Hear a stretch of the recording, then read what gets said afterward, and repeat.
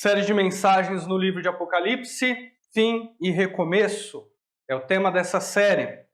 E hoje nós vamos adentrar no capítulo de número 7, versos 9 a 17. Estamos capítulo por capítulo, verso por verso, como é tradição na nossa igreja. Diz assim a palavra do Senhor: Depois dessas coisas, vi uma grande multidão que ninguém podia contar, de todas as nações, tribos, povos e línguas, em pé diante do trono e na presença do Cordeiro, todos vestidos com túnicas brancas e segurando palmas nas mãos. E clamavam em alta voz: Salvação ao nosso Deus, que está sentado no trono, e ao Cordeiro. Todos os anjos que estavam em pé ao redor do trono, dos anciãos e dos 4 seres viventes, prostraram-se diante do trono com o rosto em terra e adoraram a Deus, dizendo: Amém. Louvor, glória, sabedoria, ações de graça, honra, poder e força sejam ao nosso Deus pelos séculos dos séculos. Amém. Então, um dos anciãos me perguntou: Quem são e de onde vieram esses que estão vestidos com túnicas brancas? Eu lhe respondi: Meu Senhor, tu sabes.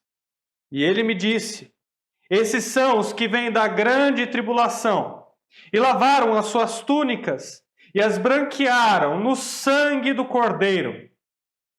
Por isso, estão diante do trono de Deus e o servem de dia e de noite no seu santuário.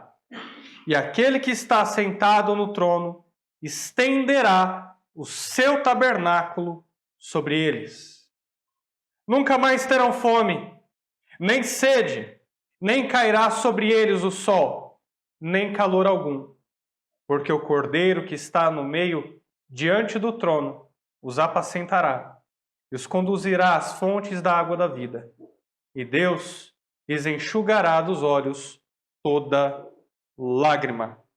É o que diz as palavras que nós acabamos de ler do livro de Apocalipse. Hollywood, meus irmãos, é uma fábrica de protagonistas. Protagonista é o ator principal em um filme ou um seriado. A maioria de nós sabe disso. Hollywood sabe fabricar esse tipo de ator como ninguém. A calçada da fama, que é aquela calçada cheia de estrelas, contém o nome de diversas estrelas de Hollywood, atores, protagonistas, que tiveram um papel marcante na televisão e no mundo do cinema. Mas tirando os protagonistas um pouco de cena, se é que é possível, nós conhecemos os nomes deles de cor, Hollywood também começou a perceber um outro tipo de profissional muito valioso. Eu estou me referindo ao coadjuvante, o ator que ajuda em cena, o ator que atua junto com o protagonista para desenvolver um enredo ou uma história. Os atores coadjuvantes têm a capacidade de fazer os protagonistas se destacarem. A minha proposta essa manhã é que a igreja ela é coadjuvante no plano de redenção de Deus. Deus é o protagonista. Deus está em evidência.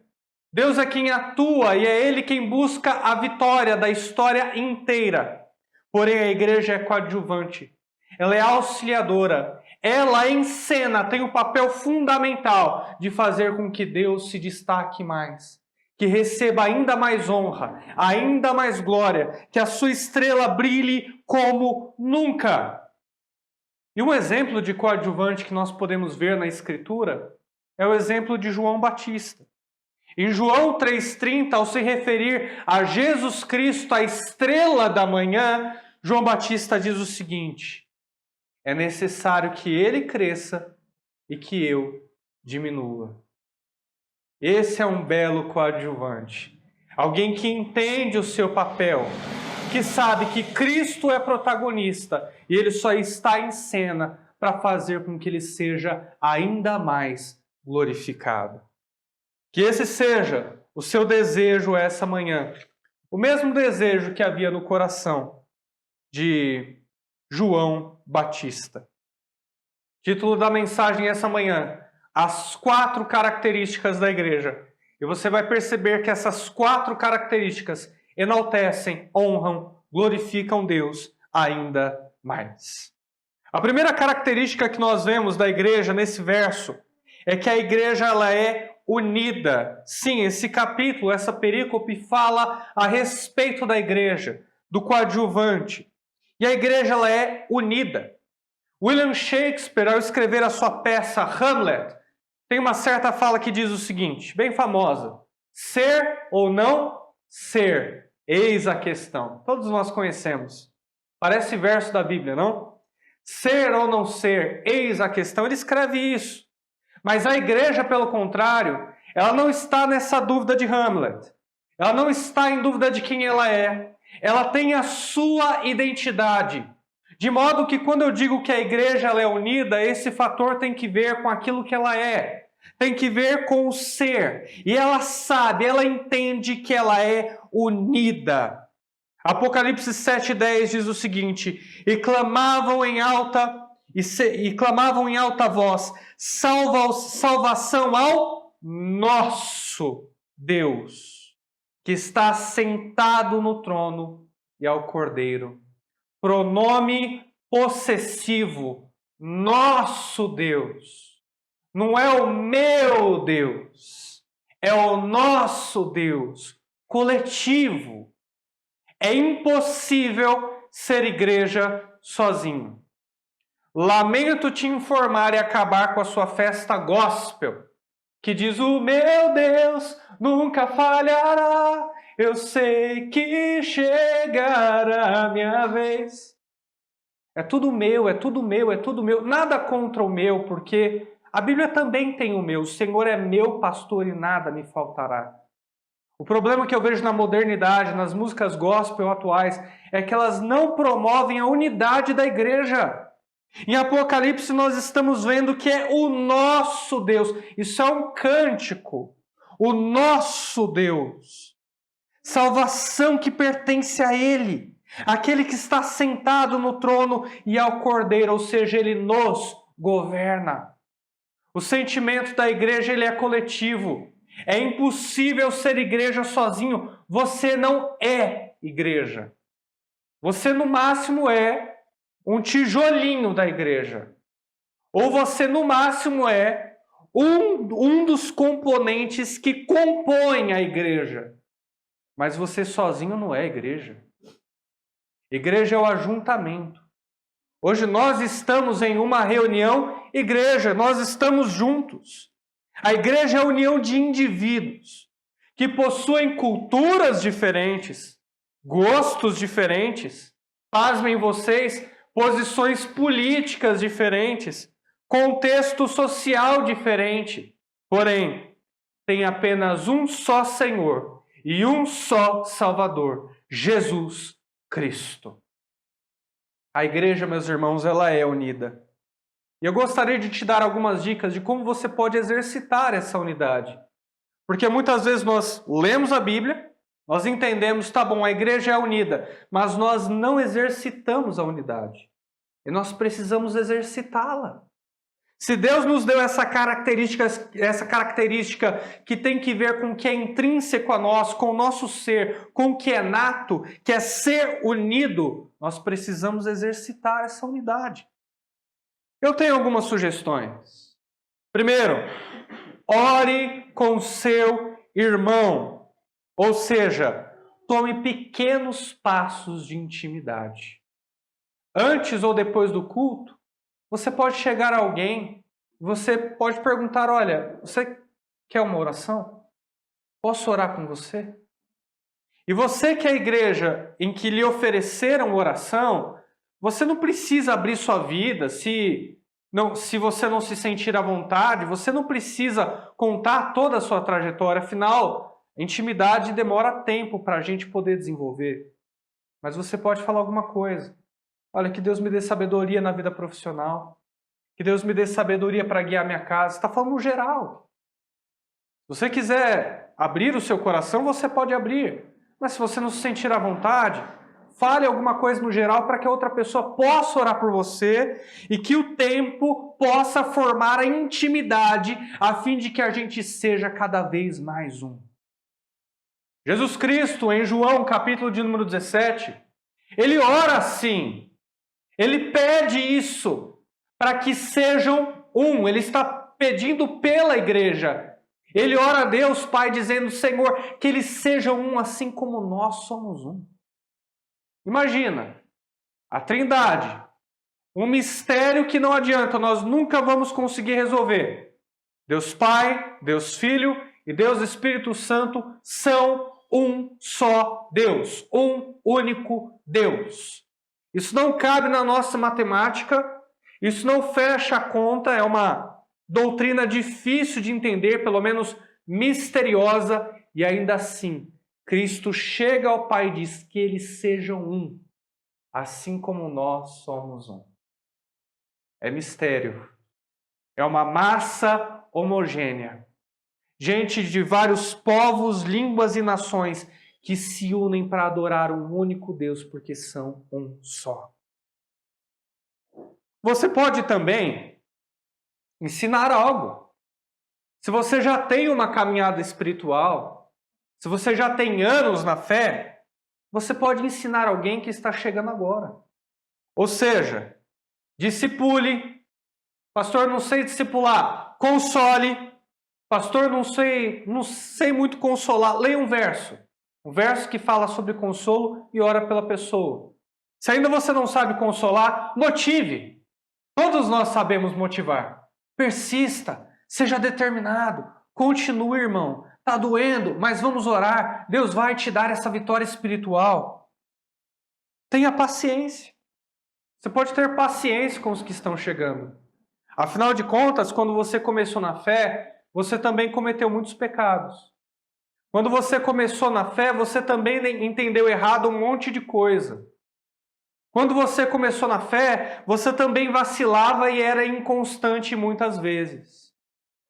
Portanto, se você era assim, você tem no mínimo obrigação de ser paciente com quem está chegando agora. Com quem ainda é bebê na fé. Com quem acabou de nascer espiritualmente. Lembre-se que um dia você também já começou a andar com Jesus. Outro ponto que você pode desenvolver para promover a unidade, respeite. Aprenda a amar aqueles que pensam diferente. Agostinho de Hipona tem uma frase importantíssima para isso, para promover o respeito e a unidade. Ele diz o seguinte: no essencial, a unidade, no não essencial, liberdade, em tudo, o amor. O que é essencial na nossa comunidade? Salvação pela graça. Deus elegeu-nos antes da fundação do mundo para sermos dele. Trindade, Pai, Filho e Espírito Santo, são um único Deus. Tudo isso é essencial. E por isso nós devemos brigar e dizer, você está errado, irmão.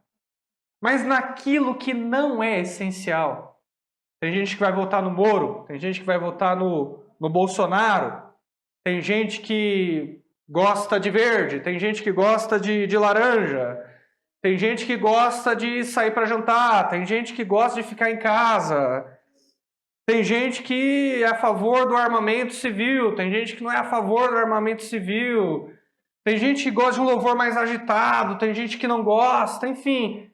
Naquilo que não é essencial, naquilo que muitas vezes é até bobo, mas é desconfortável para quem veio de uma cultura diferente, tenhamos liberdade. Nenhuma instituição sobrevive sem o respeito mútuo. E se alguém pensa diferente naquilo que não é essencial à fé, é sua obrigação ser tolerante. E em tudo, seja naquilo que é essencial, seja naquilo que não é essencial, em tudo, o amor. A gente precisa aprender a amar. Se teu irmão te chama para caminhar uma milha, Jesus disse, ande com ele 2. Nós precisamos aprender a amar. Nós precisamos aprender a persistir e a investir nesses relacionamentos comunitários. E se eu puder andar uma milha com vocês também essa manhã, eu tenho mais uma coisa a dizer a respeito de unidade. Você vai descobrir que existem pessoas aqui no nosso meio que têm mais em comum com você do que você imagina. Você vai dizer, não, pastor, sim, Cristo nos faz ter tudo em comum, comunhão, né? Não, não é disso que eu estou falando. Cristo é importantíssimo.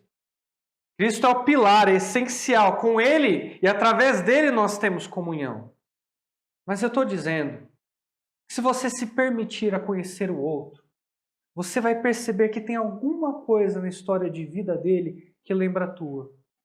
Que tem algo nele que é semelhante a algo que tem em você. Que você tem mais em comum com ele do que você podia imaginar. Eu lembro que um dia eu fui dar aula no seminário Giovanni Si, lá em Ibiúna, e eu levei um amigo, pastor Alcides. Nós chegamos lá certa noite numa casa bonita que nós ficamos, de madeira. Falei, nossa, que legal, né? E já tinha um pastor lá, já tinha um missionário lá. E nós nos apresentamos, tudo bem? Pastor Ivan, pastor Alcides, como é que você está? Papo vem, papo vai. E a gente tinha acabado de conhecer aquele pastor bem diferente da gente. Todo alternativo, brinco, cabeça raspada, calça rasgada. E aí os preconceitos começaram a entrar no meu coração. Eu falei, esse rapaz não deve ser irmão em Cristo, não. Olha o jeito que ele se veste. Olha o jeito que ele está. Vamos conversar por cordialidade, né? Mas acho que não vai virar esse relacionamento, não. E nós começamos a conversar. E de repente a conversa ela foi para um determinado sentido, onde nós falamos a respeito dos nossos pais. Todos aqueles 3 pastores ali tinham questões não resolvidas com o pai, ou tinham um relacionamento com o pai que não era tão legal assim. O pastor Alcides começou a falar dele, eu falei de mim, e aquele irmão começou a falar dele. E ele falou que tinha aprendido a tocar guitarra, que o pai dele e ele não se davam bem, mas que o pai dele gostava muito de música. E ele aprendeu a tocar guitarra para poder evangelizar, para poder fazer os trabalhos que eles faziam em escolas municipais, que era de pregação do evangelho. Ele falou, eu não falo muito bem, mas tocando e cantando eu acho que eu posso contribuir com alguma coisa de algum modo. E aí certa noite ele ligou para o pai e falou assim, pai, eu estou tocando guitarra. E o pai e ele, que não se davam tão bem, os dois começaram a chorar, porque o pai queria muito que o filho aprendesse a tocar guitarra. E aquela fala, a história de vida dele, tocou os nossos corações. E a gente percebeu que a gente tinha mais em comum do que a gente imaginava. Nós oramos e foi consolador. Garanto a vocês que foi uma noite memorável. E eu posso afirmar essa manhã, se você se der o trabalho de investir, de ouvir, de conhecer a outra pessoa, você vai ver que você tem mais em comum com ele e com ela do que você imaginava. E não é só essa característica que nós vemos aqui. A igreja também tem uma característica ativa, que tem que ver com aquilo que a igreja faz. E a igreja, ela adora. Essa é a segunda característica da igreja. A igreja, ela adora. Existe uma frase célebre do filme O Gladiador. Uma frase correta. Uma frase verdadeira que diz o seguinte: o que fazemos na vida ecoa na eternidade. Olha que frase bonita do filme Gladiador. De fato, o que nós fazemos na vida vai ecoar e vai ter consequências eternas. Isso é verdade. Olhemos o verso de número 11 e o verso de número 12, que diz: todos os anjos que estavam em pé ao redor do trono dos anciãos e dos 4 seres viventes prostraram-se diante do trono, com o rosto em terra, e adoraram a Deus, dizendo: Amém, louvor, glória, sabedoria, ações de graça, honra, poder e força sejam ao nosso Deus pelos séculos dos séculos. Amém. A igreja que já vinha em um movimento de adoração, salvação ao nosso Deus, que pertence ao nosso Deus, se uniu ao coro dos anjos. E se você percebeu, há um movimento proposital no livro de Apocalipse. Você vai ver do capítulo 4, do 5, do 6 e agora do 7, que a sala do trono, onde João está vendo todas essas coisas, ela está ficando cada vez mais lotada. Sabe quando você pega o ônibus no ponto onde ele para? Você entra, você vai sentado, não é? E à medida que o ônibus vai fazendo o percurso, vai entrando mais e mais gente. E quando você está já no ponto final, ou um ponto característico, onde todo mundo desce, tipo estação de trem, de metrô, está abarrotado de gente, está lotado de gente. Exatamente isso que está acontecendo no livro de Apocalipse. É tão bom que está acontecendo na sala do trono, é tão forte, é tão glorioso que está acontecendo na sala do trono, que mais e mais anjos estão se ajuntando aqui, que mais e mais entidades estão indo para a sala do trono. E a igreja está presente também. Por que a igreja vai adorar no céu? Porque ela já adora na terra. Vamos continuar fazendo aquilo que nós fazemos aqui, porque a adoração, ela está em nosso DNA. E você pode se perguntar, como é que a igreja adora, pastor? A igreja, ela canta? Sim, a igreja canta, nós adoramos. Mas, de fato, tudo aquilo que nós fazemos louva a Deus, engrandece a Deus. A igreja adora de duas formas essenciais. Primeiro, ela conhece quem ela adora. Ela não só canta ou ela não só promove atitudes que exaltam o nome do Senhor, como ela conhece quem ela adora. Sem conhecer quem adora, é impossível adorar. Ela conhece quem ela adora e, em segundo plano, ela toma atitudes positivas para promover a honra de Deus. É assim que a igreja adora. Portanto, você pode adorar no ajuntamento e você pode adorar durante a semana, no seu ambiente de trabalho, na sua escola, onde quer que você esteja. Porque a adoração é o casamento entre a nossa consciência e a nossa atitude de honrar a Deus, que gera a adoração. A adoração ela é filha, ela é fruto da consciência com essas atitudes de honra a Deus. É por isso que a adoração pode ser qualquer atitude. 1 Coríntios 10, 31 vai dizer o seguinte: portanto, quer comais, quer bebais, ou façais qualquer outra coisa, façam tudo para a glória de Deus. Portanto, você pode amar, e esse amor é louvor ao Senhor. Você pode beber água, como eu estou fazendo agora.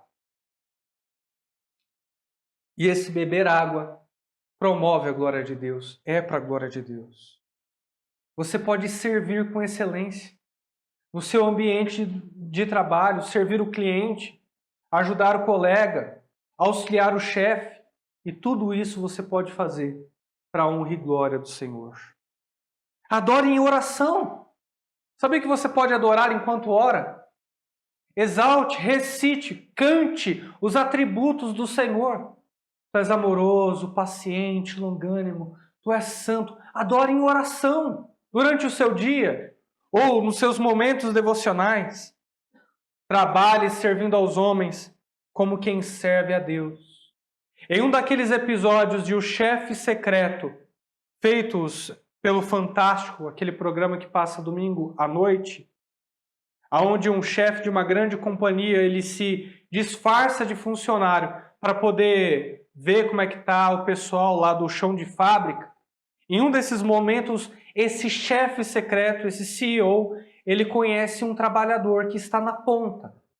E esse trabalhador, ele é crente.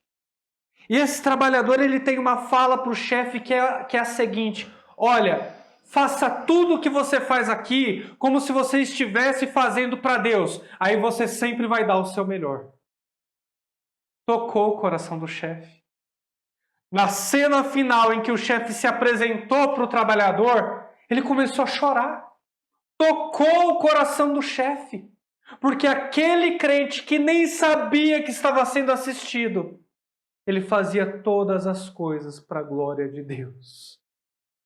Não menospreze o louvor diário. Não menospreze esse tributo que é servir os homens, porque servindo os homens você está também servindo a Deus. Efésios 6,6 diz o seguinte: não servindo à vista, ou seja, não servir para ser visto pelos homens, como para agradar a homens, mas como servos de Cristo, fazendo de coração a vontade de Deus. Tem base bíblica. Faça tudo para a glória de Deus. Faça tudo para a glória de Deus.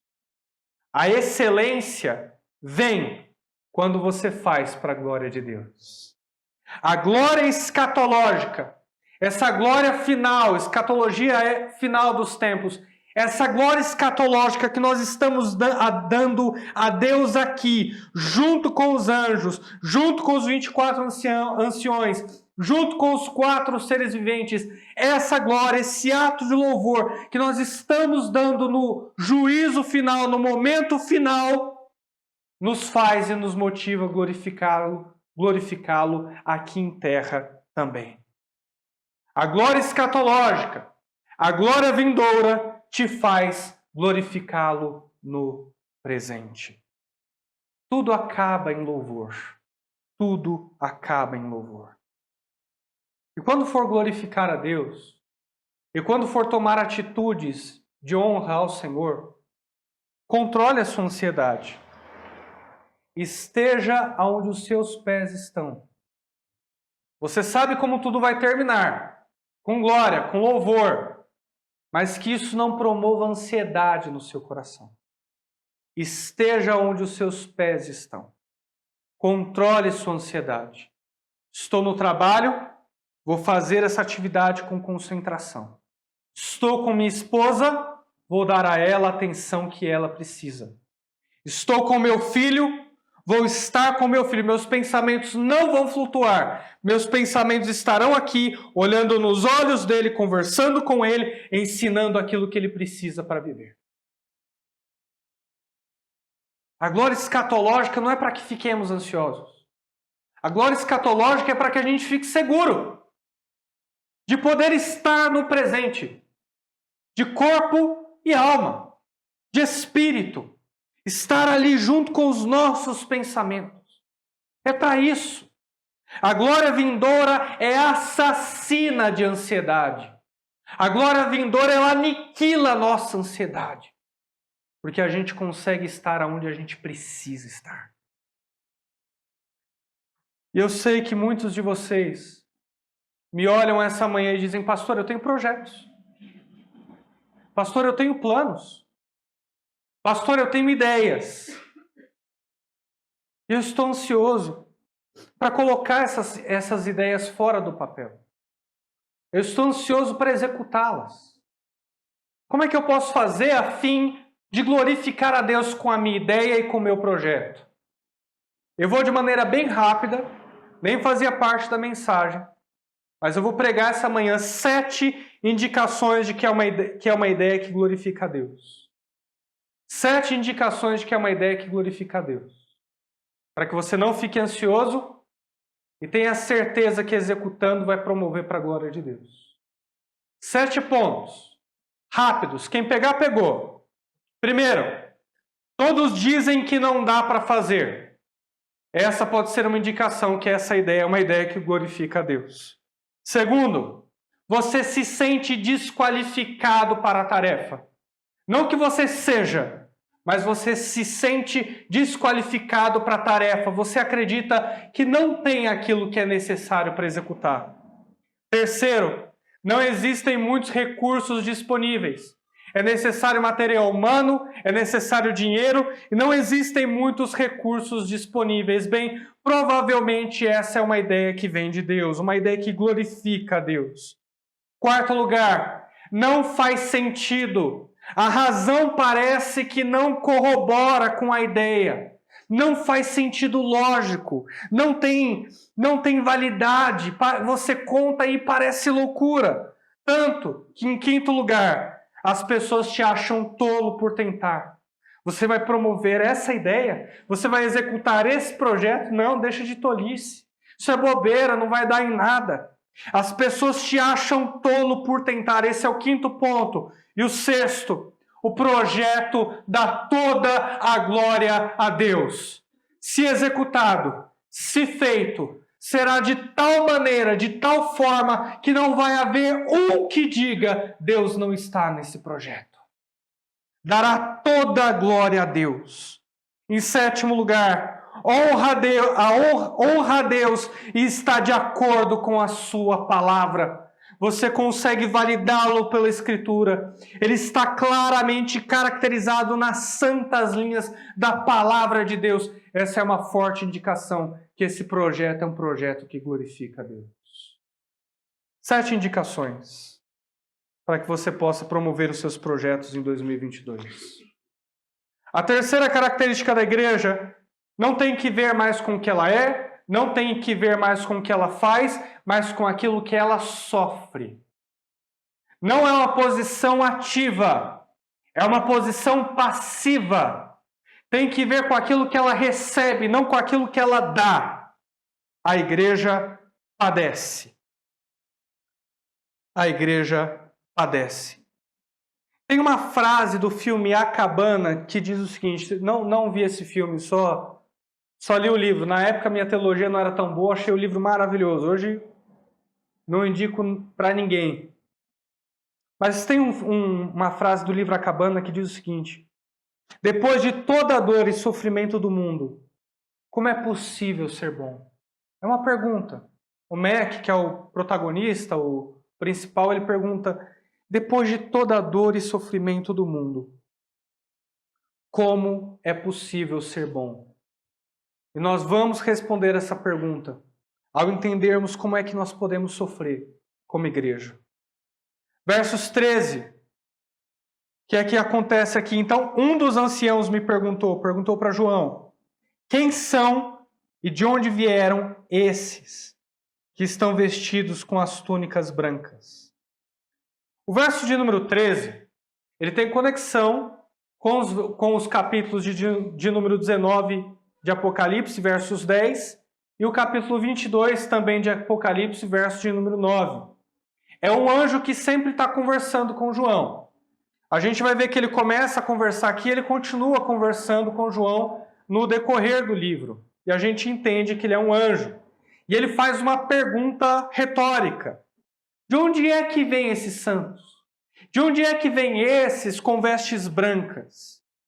Eles vêm da grande tribulação. Ainda inédita, a gente não viu a grande tribulação ainda no livro de Apocalipse. Nós vimos apenas o princípio das dores. Mas lembre-se que Apocalipse não está em ordem cronológica.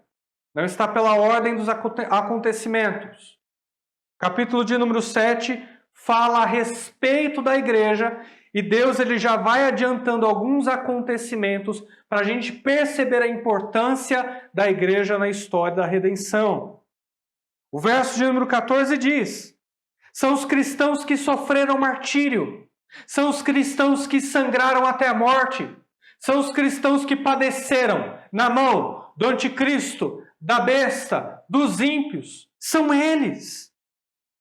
Como os mártires conseguem morrer pelo sangue de Jesus? Que consciência é essa? Que entrega a sua vida, que dá a sua vida pela causa, por uma pessoa. Os mártires estão dispostos a sangrar até a morte, porque eles foram comprados pelo sangue de Jesus. E porque foram comprados pelo sangue de Jesus, eles percebem como não morrer. Como não morrer? O meu sangue é muito menos importante. O sangue de Jesus é muito maior do que o meu. Muito mais precioso do que o meu. Jesus Cristo sangrou por mim. O mínimo que eu devo fazer é sangrar por Ele.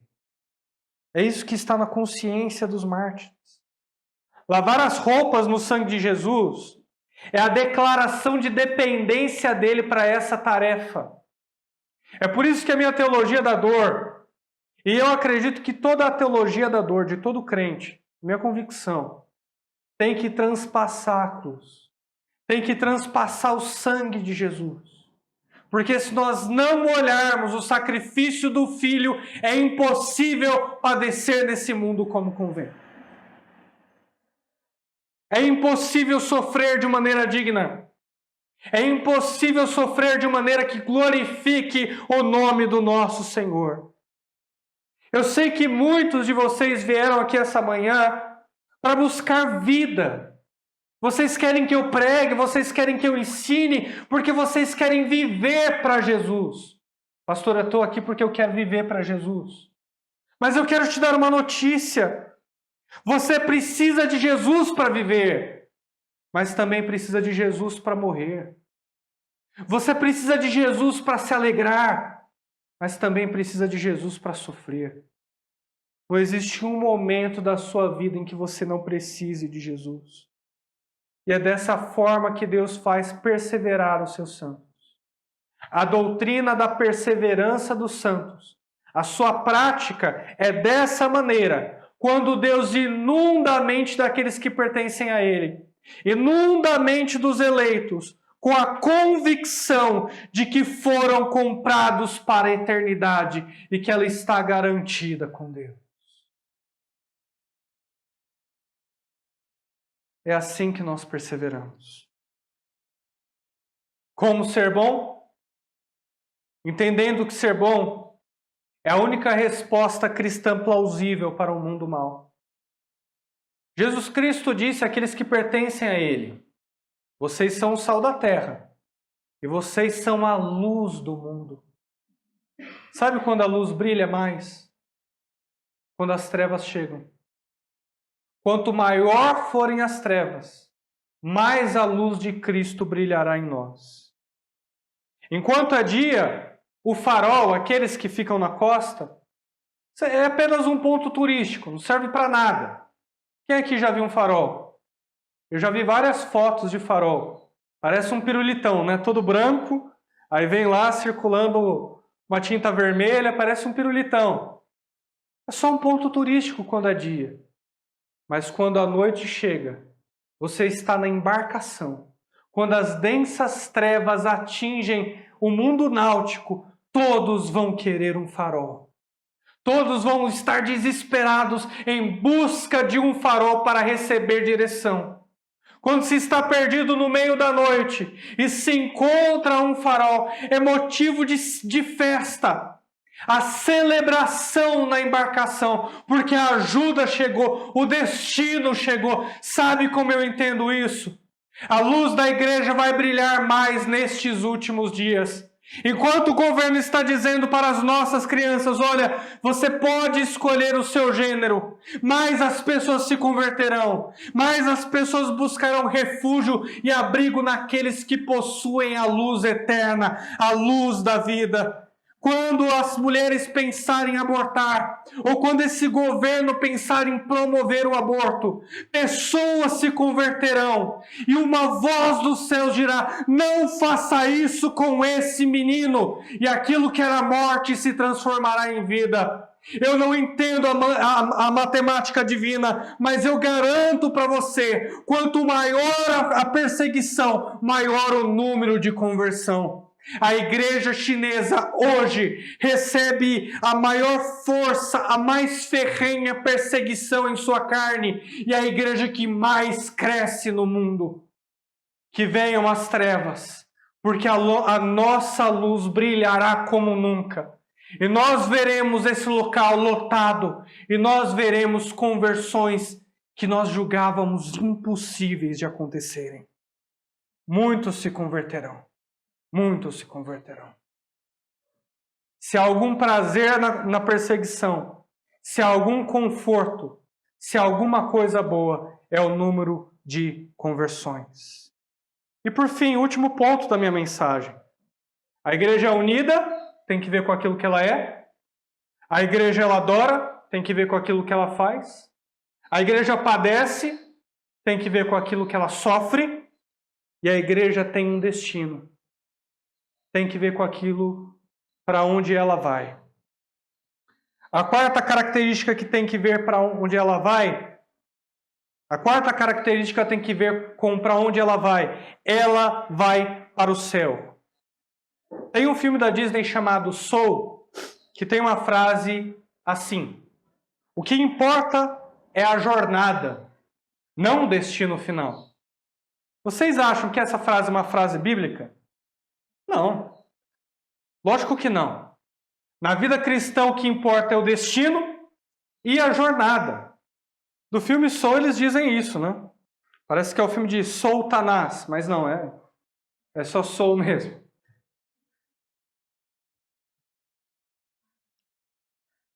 E o nosso destino escatológico, que é o céu, é a motivação para viver a jornada.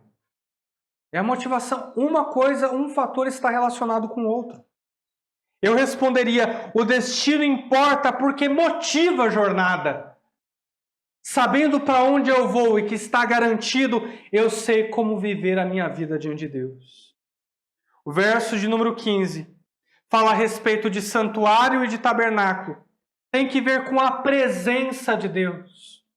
A maior recompensa do céu, meus irmãos, é a presença de Deus. Deus estenderá o seu tabernáculo sobre eles, sobre os cristãos. Significa a plena presença de Deus. Paulo diz, hoje conhecemos em parte, um dia conheceremos face a face. Hoje eu conheço pela metade, um dia conhecerei a Deus como eu sou conhecido. É a presença de Deus que faz o céu ser céu. Que gostoso, meus irmãos, entender que na vida, quando as câmeras param de gravar, as luzes se apagam e tiramos a nossa maquiagem, ainda estaremos com Deus atrás do palco. Eu amo a Jesus, e você? Ainda estaremos com Jesus atrás do palco. É por isso que vale a pena. O verso de número 16 está espelhado em Isaías 49:10. Significa que não receberão o juízo de Deus. No mundo antigo, quando Deus vinha com juízo contra o seu povo, ele fazia com que o seu povo passasse fome, sede e que caísse sobre eles um calor escaldante. Porém, no verso de número 16, ele diz o contrário. Ele diz, vocês nunca mais terão sede, nem fome e nem sofrerão calor. Não receberemos a ira de Deus. Receberemos sim a fúria do anticristo, da besta e dos conservos de Satanás. Desta fúria nós não seremos poupados, mas seremos poupados da fúria de Deus. O que você prefere? Ser poupado da fúria de Satanás ou ser poupado da fúria de Deus? O que é que você prefere?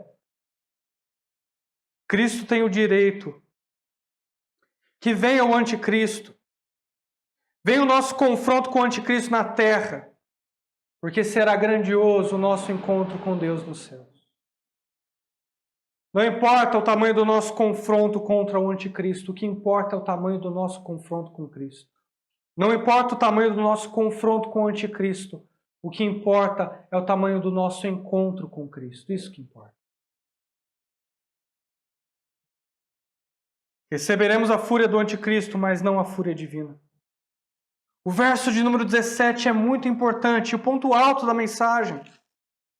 Porque o Cordeiro, que está no meio, diante do trono, os apacentará e os conduzirá às fontes da água da vida.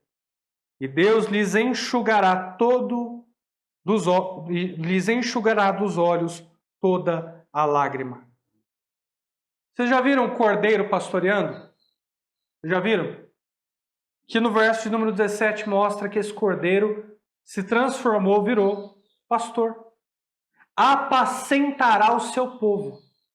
Por que é que Cristo aqui é apresentado como pastor? Bem, não é nada novo, Deus é apresentado como pastor do seu povo também, no livro de Oséias, por exemplo. Oséias 5, 12 e 13, Deus se mostra como o pastor do seu povo. Porém, Cristo agora é tido como o nosso pastor. Por quê? O cordeiro que foi morto e ressuscitou, agora tem o direito de ser pastor, porque ele os comprou pela sua carne. Cristo tem o direito de ser o pastor, porque ele é o cordeiro morto que foi vitorioso e se assentou à destra do Pai, e agora é o nosso pastor. Não temam, meus irmãos. Não temo o que virá sobre a terra. Porque desse filme chamado Vida, ele é o roteirista, ele escreveu a nossa história. Ele é o diretor, porque ele nos conduz. Ele é o protagonista, porque ele brilha, ele conquistou a vitória por nós. E ele é a audiência, porque ele nos assiste. Nós somos meros coadjuvantes na história da redenção, para que o nome de Deus seja ainda mais exaltado, para que o nome de Deus seja ainda mais glorificado. E ser coadjuvante basta. E ser coadjuvante basta. Não tema, pequeno rebanho, porque a vocês foi dado o privilégio de conhecer os mistérios de Deus. Levante-se, fique de pé, eu quero orar com você.